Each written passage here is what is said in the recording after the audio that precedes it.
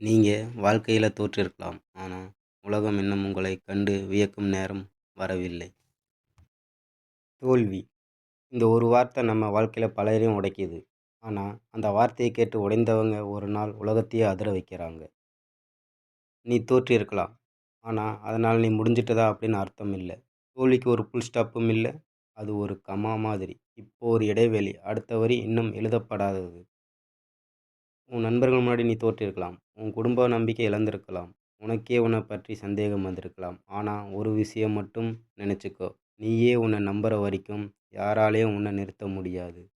வெற்றி அடிக்கடி ஜெயிச்சவங்க கிட்ட போகாது. அது எப்போது தப்பி விழுந்தாலும் மீண்டும் எழுந்து நிற்கிறவங்க மனசுக்கு தான் போகும். நீ தோற்றிருக்கிறாய். அதுவே உன் முதல் வெற்றி. ஏனெனில் நீ முயற்சி செய்திருக்கிறாய்.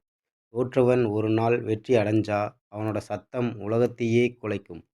ஆகையால் நீ தோற்றிருந்தாலும் நிறுத்தாதே. நீ சோர்ந்திருந்தாலும் விடாதே. ஏனெனில் நாளை நீயே உன்னை பெருமையா பார்க்கப் போற. நான் ஒரு நாள் தோற்றவன்தான். ஆனா இப்போ யாராலும் தோற்கடிக்க முடியாதவன். தோல்விதான் வெற்றியின் ஆரம்பம்.